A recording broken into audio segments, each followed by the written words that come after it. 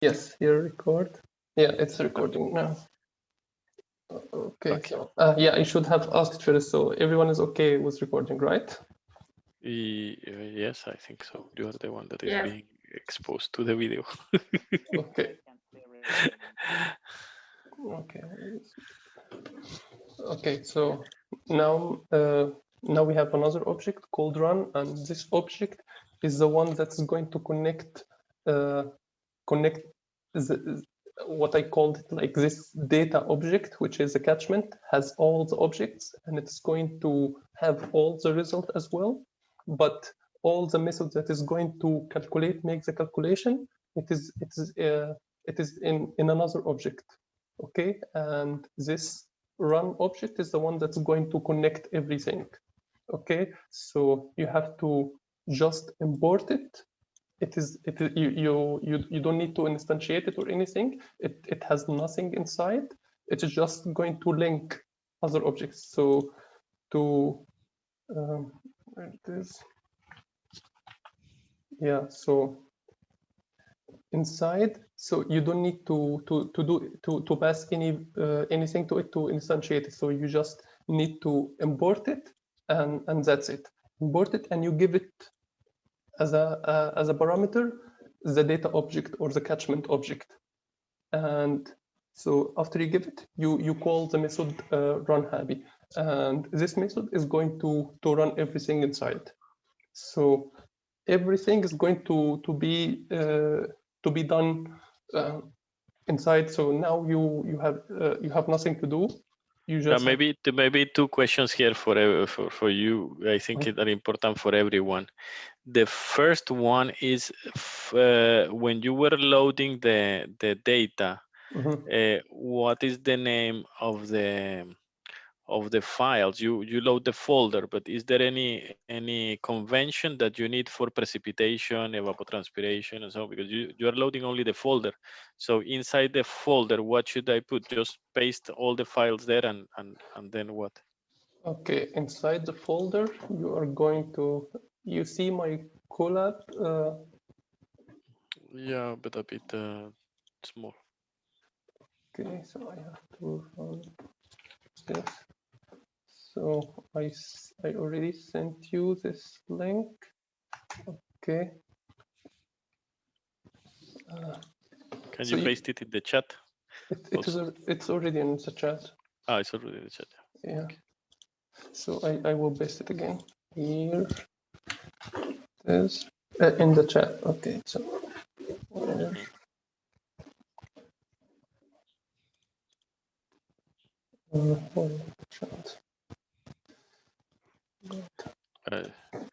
That's the Slack chat, not the yeah. Zoom chat. Okay. Okay. So yeah, open the collab. I was actually hoping to, from the days before, I was trying to make you work on your computer, because this collab sometimes to do a very simple thing takes ages. So I did this as an emergency, but if you have the code running in your machine, it would be much better. So I have it here in Jupyter Lab, and I work with Spider, so I have it everything. But for the sake that some of you had errors, I did. Yeah, but maybe I didn't want to distract you so much over the explanation that you were giving. I only wanted to clarify that if you could show us the folder that has the name precipitation CPC NOAA, so we understand what should go inside the folder and how does it look. And if we can put any name of the files or how it works. Okay, you see my browser, my Explorer right now. So here is Chrome. Okay, so here's Hapi and data. Inputs, okay. So meteorological data. So calibration. So well, for Hapi, I was making it as an experiment. So I have this precipitation, so it is rasters. It's a folder of rasters, okay, full of rasters. And the raster names doesn't matter. No, it matters. That's very important. But everything is dealt with within Hapi. So if you used the objects that I did to download the data and everything there, so you will run everything smoothly. So okay, for now on, you are just explaining that we locate the input files in the folder, but the assumption for now is that the input file is downloaded by your own tool, but also if someone wants to put their input file there, raster files, there's another procedure. Yeah, tomorrow I will. I have. Tomorrow we will generate the inputs. So whatever whatever rainfall you get or whatever data you get, it has to be raster or netsdf. We can put it in the form that needed by Hapi. So yeah, what I can say right now is that the convention is that the name has to has a date, and this date whatever you write. Whatever you write the date, you have to give the form. So you write year, months, day, year, whatever. So you have to put this format, and Hapi is going to generate a number at the beginning to know the sequence. So what's before what? Okay. So here for Quello, I downloaded MSWEPE and NOAA and Sherps, and here temperature. Yeah, it's everything is rasters. Okay, so all the same convention. The convention is date extension.diff in this case, yes. and the name before. Yeah. So I have a parsing method inside, so it is going to split this string with the format that you are going to get. So whatever format you called the file, it has to has a date, and it has to has this separate delimiter, and you give this delimiter. You put it a dot, you put it whatever. You have to give it to Hapi as you used it. Okay. Okay. So yeah, here after you give these folders, and yeah, it is going to read all of them, and it's going to stack them as a 3D array, and so this run object is going to take this data object, what I called it catchment, and it's going to connect it with the method that is going to run Muskingum and going to run the numbed model. Okay. And another point or observation. So it will run from the first date till the end date of your data. And what happens if you put more dates in one than in another? More evapotranspiration than precipitation, for example. No, it is not going to pass all of this. So whenever at the beginning when you start, so here this Quello object, the catchment object, doesn't do any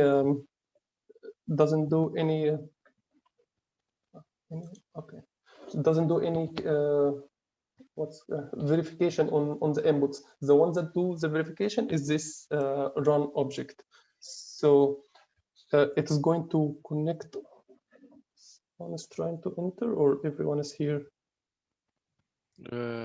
Check out. I don't know. I have 16 now. There is one more than before. Really? That is okay. Yeah. Okay. Yeah. So this object is the one that is going to compare everything. So number of rows and number of columns in the DM has not in the DM, in the flow accumulation, in the flow direction, and in the first 2 dimensions of the meteorological data has to be all the same.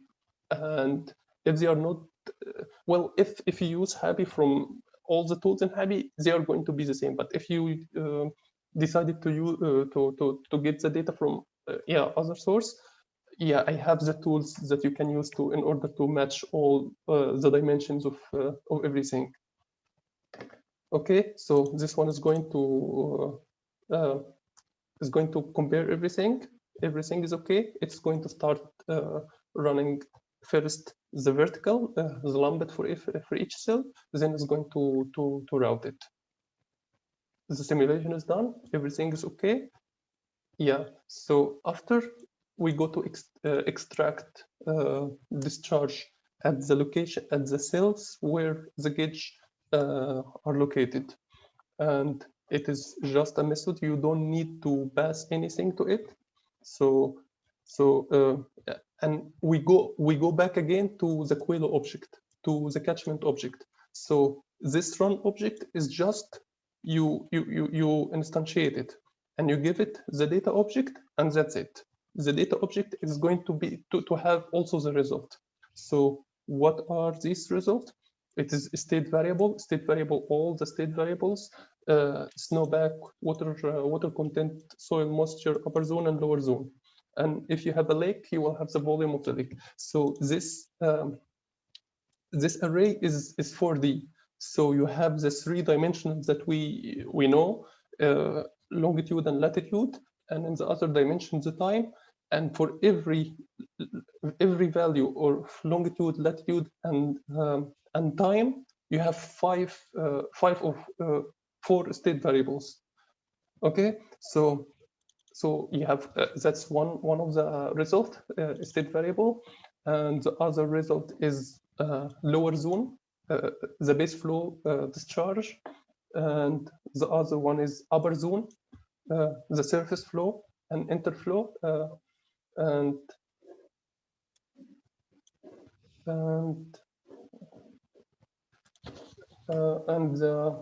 yeah, those are both of them are 3D arrays. So space and time, and Q total. Q total is summation of upper zone and lower zone, and what else? And you have the upper zone alone. So you have all the results stored in the Quelo object or the catchment object. And when you extract the result, it's going to extract. It's going to go to the Q total, and it's going to extract the column from at the location where all of these gauges exist. Okay. Because one problem that appears here, because when you resample and you make it like a very coarse resolution like this, you have error in the area. Okay, so instead of if the gauge was in this part of the river, it has a certain upstream drainage area. So if the gauge is here, it has, let's say it has 10 meter square, 10 square meter upstream drainage area. But after we digitize it and we have these squares, now sometimes it has more. So this part of the cell, it is generating more water than it should be. And in other places, if you have a gauge here, it should have water from this part, but now it has water from this part only. Okay, so you understand here? So there is a difference between what's real catchment and what we have because of this digitization. So if you have the real area of each gauge, and you have after this after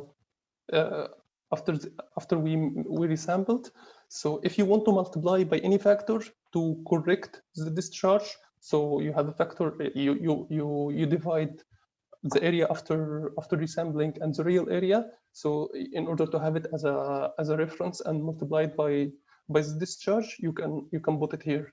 You can give it to this object. So when it is extracting the hydrograph from each cell, it's you have the option to multiply it by any number. If you did this, this argument is optional. If you don't give anything, that's not an error. Okay, and yeah, so it's also going to calculate all the metrics. So yeah, and after calculated, yeah, you can just write these simple lines to print what is the error. Okay, and yeah, another thing also. Sorry, I have a question. This number that you said that you have to multiply this the area ratio, like you define it, or Yeah, I define it. So I go back to, I show you the gauge.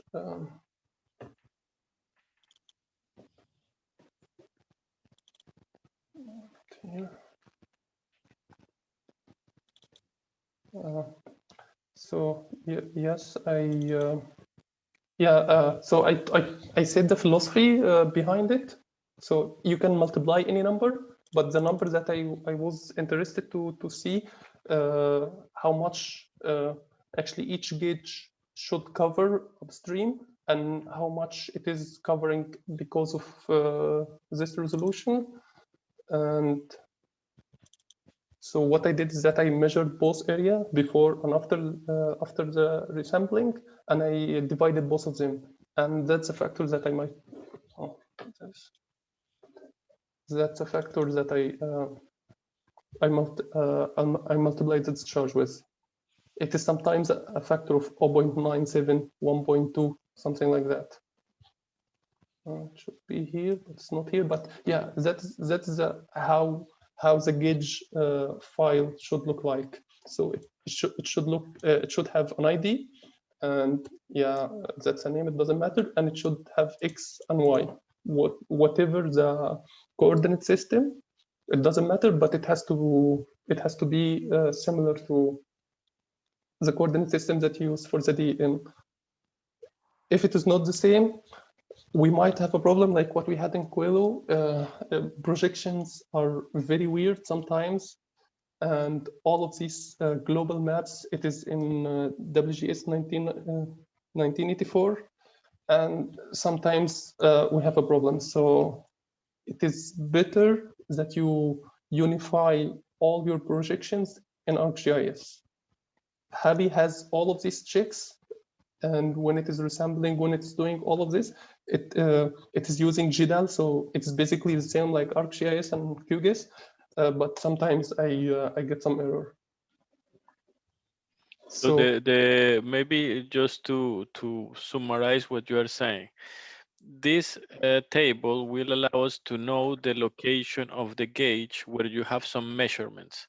Yes. Right, and then the area, it's what I didn't get. So these are the gauges. Indeed, you probably have these 4 or 5 gauges, but the area is supposed to be associated to the path that you were talking a few minutes ago about the flow. So now I got confused exactly. What is this area that you are adding here? What is the parameter? Real area. This area you measure it from ArcGIS. So ArcGIS or QGIS, it has an option that you give it the polygon, the catchment, your DM, and you put some gauge, some point and scattered in the DM, and after you do the delineation, you want to know how much upstream drainage area for each of these points. Okay, it could be calculated automatically, but in this case, you are suggesting, or well, it's not done automatically. You have to go to That's in ArcGIS. ArcGIS, and then you have the value, and you put it here in each one of them. Yes, not to put it in each one of them. Then you check with the resample DM after you. So these gauges, you get the drainage area, upstream drainage area with the very small resolution DM, the 30 by 30, and then you calculate them again with 5 kilometer by 5 kilometer, and you divide both of them. So you have real area and coarse area, and here you have a factor, and this factor, let's say this would become like 195. Okay, so you have this over this. So both at the end are obtained from GIS, but one is based on the original data, which fine resolution, and the other one was with all the steps that you mentioned on the coarse resolution. Yes. My question is, how important is this? Do we really, how much could be the error?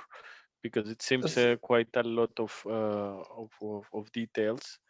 If you put this 0.97.5 and the other one is 1, let's see. It is sometimes it introduces a lot of error. So it's very important to do that. It is, yeah, and sometimes the calibration is trying to generate some discharge, and you have the gauge is supposed to have discharge from 4 or 5 cells, and because of this mislocation or this problem, you have it having water from 1 cell. So the calibration is trying to generate. But this is also well documented in the part where you are showing how to do it with ArcGIS, right? No, actually, that's not okay. That I think something to add in the last part of the moment where you are making the change from fine to coarse. Then in that moment you should say, okay, calculate the coefficient, because if it's really important, it's good to have it in the instruction. Well, okay. Well, yeah, here. So you see here, that's what I calculated for original area. And so you see for this gauge, the real area, it's 124, and it is half when we resample. So it has 1 cell, 4 kilometer by 4. So you see, sometimes the difference is very, very far. And the weight, how did you estimate it? 1% of the total sum? Yeah, this over this. No, the weight, the last one. No, this weight I was trying at the beginning to give importance to some gauges on top of other the calibration gauges. Process. Yes, but Okay. yeah, later I decided, yeah, all gauges are important. But that's but another... indeed, this is a good thing. In fact, this is a really good thing of the gauges up and down streams, because in fact, sometimes, and we have a case where the gauges downstream are having some issues. They are so close to the sea that they have a influence of tides, and then they damage the measurement. So it's good to have calibrated upstreams where you have more or less control, and the other ones very low. But that's just a comment. Yeah. Okay, so I didn't talk about the calibration at all now, but yeah, you opened it. I made the calibration. It's like very, very flexible. So you construct your objective function whatever you like. So if you have any argument that you want to pass it to Hapi, and Hapi pass it back to your objective function inside the calibration algorithm. So what I was doing is that I was summing all errors from all gauges, all equal weights, and another time I was multiplying with this weight. And this weight I calculated based on how much area does it have upstream. So yeah, okay. Calibration. Just continue. Yeah, I think the calibration is a topic for tomorrow. Yeah. Tomorrow, yes. Yeah. So now, after you extract and whatever factor you want to multiply, calculate it with any method you like. Just every gauge has to have one factor, and you pass it as a list. So whatever you do, you have 5 catchment, you have to pass a list of 5 numbers here to this method, and it's going to multiply it by hydrograph. Then you have the hydrograph and you can plot it. Now, visualization, I have if you are familiar with the concept of subclass, superclass, and subclass. So at the very, let's say we say front end and back end. The back end, there is an object called visualizer. I have it in Hapi, and it is doing all the plotting. And in the front end, we have this data object, which I made it as a container. It has everything, the data, the result, and the method to visualize. Yeah, so this visualizer, it has animation for, it animate everything. If you have an array, you want to animate it, it can animate it. If you have another stuff, I did it for my PhD. If you have a flow in one dimensional hydraulic model, you can simulate it there. So anything that is plotted with Hapi is a method inside this visualizer, and I call it from back to any other object. So here in Quedo we have 5 objects. So in order to visualize it, you have to give the order and you have to give the date, and it is going to plot the hydrograph. Okay, so this method plot hydrograph, it can return, so any function or any method or function in Python, you can return value, and if you don't want to return anything, it's okay. So any plotting, any visualization in Hapi, it returns two things: the object of the figure and the axis. So this figure, yeah, I made yeah, every method can take a lot of other parameters, the title, number of ticks here, the size, anything. So, but if you don't like the way that I constructed this object, this method, and the argument that you have, I return back to you the matplotlib object. So you have total freedom to change anything. So yeah, so that's how the hydrograph looks like without any calibration, just by extracting the parameters from this global dataset.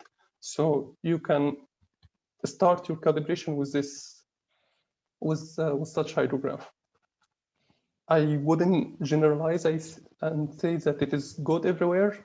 Yeah, so this, yeah, this hydrograph here, yeah, this gauge, because it has a huge difference, the performance was very bad, but yeah, it's a good start.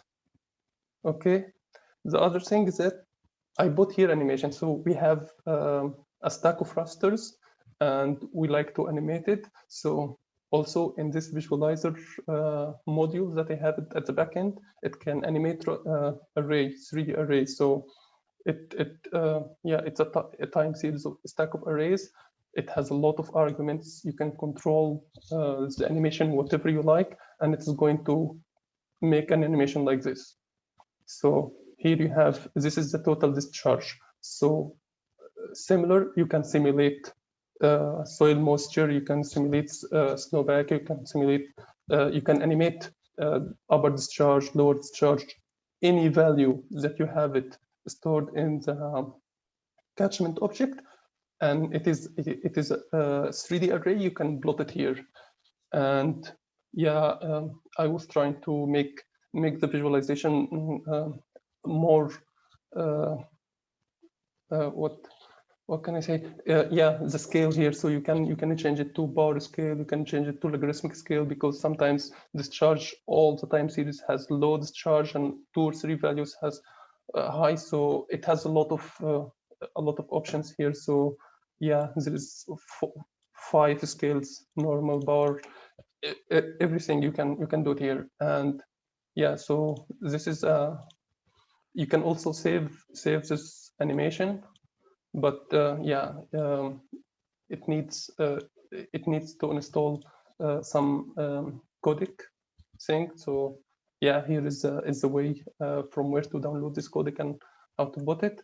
And yeah, the last thing is that how to save the result. So this method, save result, yeah, you give it option result equal 1. It save rasters of discharge, total discharge. Option number 2, upper zone. Number 3, lower zone. State variables, everything you can save it in the form of raster.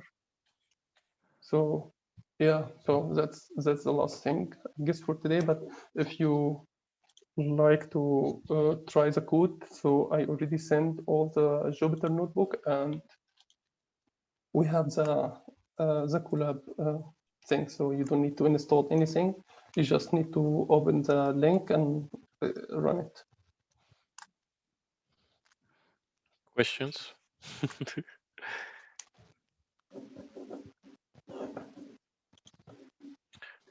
Yeah, if there may be still not questions, not only.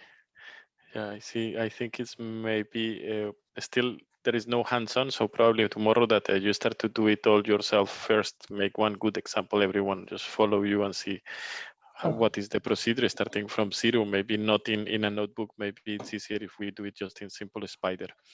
Just okay. Yeah, hello, Gonzalo? I have one question. Sorry. Yeah.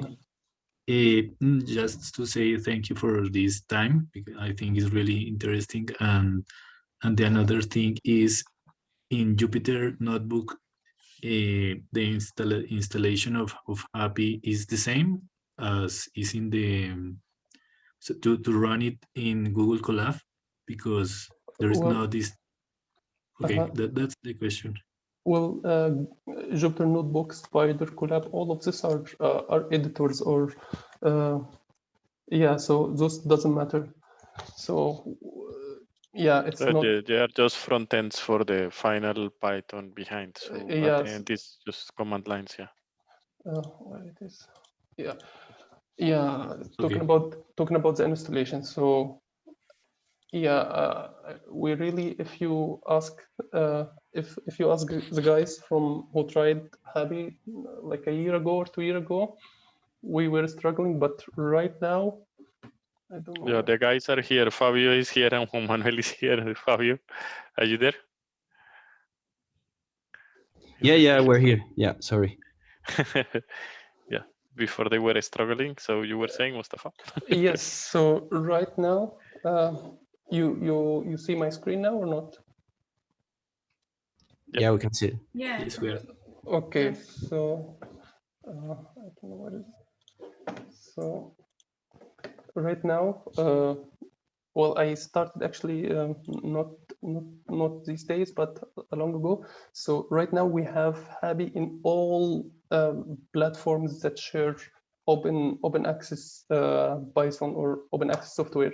So we have it in CondaForge. If you know about Python, so CondaForge is a Conda channel for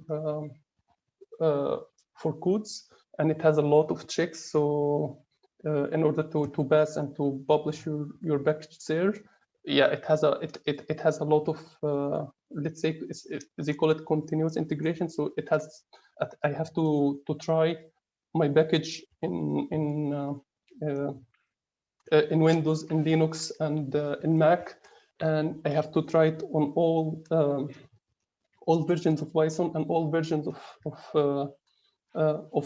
all the packages, the requirement, the other libraries. So all of this I have already done, and it is already, yeah, so it is there. I published it 2 days ago, and it is already 135 people downloaded it there.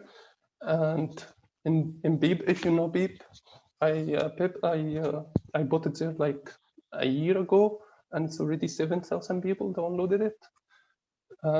Yeah, so it's everywhere. Yep. So In other words, maybe aside of the technical component, is now it's very easy to install. You just say pip install Happy and it will install Happy, or you say Conda install Happy and it will install Conda. exactly.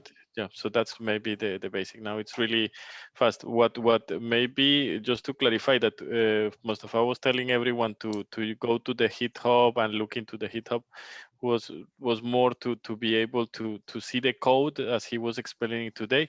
But most of the time, or most of you will be just if you opt for using it, then it's just going through it as we are going to do tomorrow. Today was more explanation, such that if anyone wants to change, modify, update, or even understand very well, which I think is very important, what is the code, where are the variables, what can you extract, what is what, maybe today I think was the right day. Yeah, and other things that, yeah, Happy is using a lot of other modules. Some of them are very famous, like GDAL or NumPy, or all of these modules. Yeah, these modules are very famous, and yeah, a lot of people are behind them, but still they have errors. And once they have errors, and you don't really know what you are passing to Happy, and you got an error at the background, yeah, it's probably because of GDAL. So today I got error, and I thought that, yeah, I'm passing wrong pass to the data, and yeah, so there is still errors. Okay, and I cannot figure it all by my own, because I developed this and I know exactly how to do it, and I know how to figure any error. But yeah, when other people try it, yeah, of course you will have some difficulty. It's not Perfect. a walk in a park. Yeah, so yeah, I need other people to try the code and tell me. Yeah, so you are all welcome for feedback. I mean, yeah, exactly. To give you feedback. I have a question here. Mhm. I don't know if you have time for it. Yeah. Okay, Mustafa. First of all, thank you for this presentation and for your time. This is such an endeavor. I'm just the user of a hydrological model. I'm using SWOT model, and it's very hard just being the user and try to prepare all the input data that we need there. So I cannot imagine how is the task if you are trying to code what a hydrological model does. And my question is related to that. Mustafa, I'm already a SWOT user, and I would like to ask, or I was wondering, maybe you, or of course you as the developer can answer this question. If I'm already the user of a model that is, let's say, common, what are the main advantages of this model? There are some advantages that are obvious. For example, if this is open source, it's a distributed model. But below that, you as the developer, what are the main components that makes this hydrological model something different from the other one? And me as a user, what are the difference that I will see when I'm checking my results or things like that? And again, thanks for that. This is an amazing job what you are doing there. Thank you. Well, I was trying to make it as flexible as possible. So yeah, so the main point is that it is very flexible. So whatever the objective that you want to do, I guess it can do it. So yeah, all these objects that I did at the beginning, it was not there. So I introduced a whole GIS modules and a whole visualization module. I developed the whole calibration algorithm behind it. So I would say it is very, very flexible. Yeah, the calibration is also flexible for it. Yeah, and it's very, very customizable. So whatever your object it is, yeah, even if it is not there, I can develop it. So yeah, the ideas that I have now, and I want to do it further. So there are a lot. Before with another student with Gerald, we were going to do water allocation model. So right now it's very easy to do it. So I'm thinking to do it, and yeah, for also my PhD, right now it's very easy to do a 2D hydrodynamic model on top of it, and 1D. So instead of this Muskingum, I can introduce the real river. So it is very, very customizable. So at the beginning, maybe just to highlight what about the water allocation model, it's in fact what is similar to what is in the other software from the University in California or the SE, which is the WIP that has a water allocation model. So few softwares use this concept. So that is something that we had in mind with Mustafa, to have the possibility to include reservoir, irrigation, cities, and then you can have a water balance that you can know how much every person is taking every day or every month. So that was really nice concept. Yeah. Exactly. So yeah, specifically talking about this week. So at the time that I was doing my master, I had a colleague, and she was doing reservoir optimization and water allocation optimization with WEAP, and it was very hard to optimize the vertical component, the lambda model that they are using in WEAP. She didn't like it at all. It was but it was not customizable. She cannot do anything coupling WEAP with other optimization to calibrate the model was very hard. So all of this, I was very keen to make it as flexible as it can. So if you don't like the calibration algorithm, the optimization algorithm that I have in Hapi at the back end, so I made it easy to use it. But if you don't like it, so there are a lot of other very famous optimization algorithm like Deep and a lot of other algorithms. So it can work with what I have, and it can work with, you can couple it with any other model. So I would say that's the biggest sell point, I would say, that I have here. Yes. Okay, thank you so much. Thank you, Mustafa. I imagine that maybe there are more questions, but I have to leave now. I don't know if anyone wants to make more questions now, or we maybe meet again tomorrow and then we do the questions when you manage to play a bit more with it.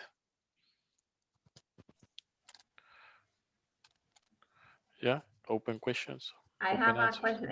If we come up with questions, but later, can we write like in a Slack or in the other one? It's because you post a link, I don't know, Yeah, from for another place, but I don't know if we should ask questions there or in the Slack.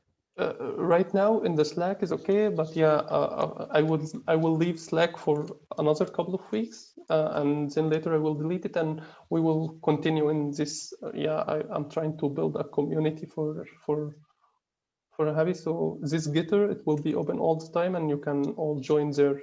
So short answer, Slack is for another couple of days, and I will close it.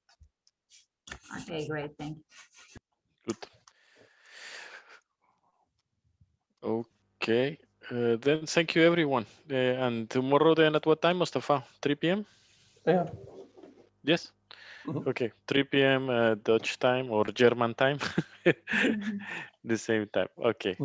Thank you everyone, and then have a nice evening and a nice afternoon for those that are in Colombia or in other place. Okay. See you guys. Thank You you. too. Thank you. Bye-bye. Thank Thank you. you. Thank you. Bye-bye.